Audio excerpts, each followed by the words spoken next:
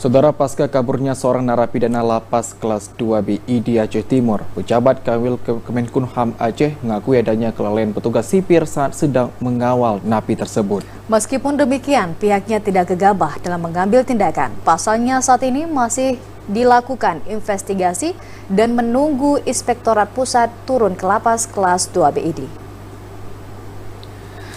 Seorang napi kepemilikan sabu seberat 26 kg dengan hukuman 20 tahun penjara kabur usai dilakukan operasi di Rumah Sakit Umum Daerah Zubir Mahmud, Kabupaten Aceh Timur setelah sholat subuh. Sedang dalam tahap pencarian yang bekerja sama dengan pihak kepolisian Resort Aceh Timur serta tim pejabat Kanwil Kemenkumham Aceh. Kabid Pelayanan Tahanan Kesehatan Rehabilitasi Pengelolaan Barang Sitaan dan Rampasan Negara dan Keamanan Kanwil Kemenkumham Aceh, Jeffrey Purnama menjelaskan bahwa pihaknya setelah melakukan cek ke rumah sakit yang bersangkutan, ternyata adanya kelalaian petugas pada saat melakukan pengawalan terhadap napi tersebut. Dari beberapa hal yang kami temukan, memang baru indikasi bahwa dua petugas jaganya melakukan kelalaian, ya.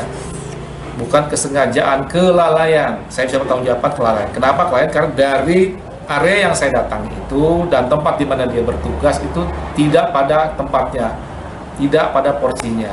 Yang seharusnya namanya pengawalan itu ada di titik A dan titik B, ternyata dia kumpul di titik yang lain. Selain itu, di sekitar ruangan rawat inap napi tidak ada satupun rekaman CCTV yang bisa diakses guna memudahkan pencarian mantan anggota DPR Kabirin itu. Meskipun demikian, pihaknya akan mengecek kembali semua rekaman CCTV yang ada di Rumah Sakit Zubir Mahmud.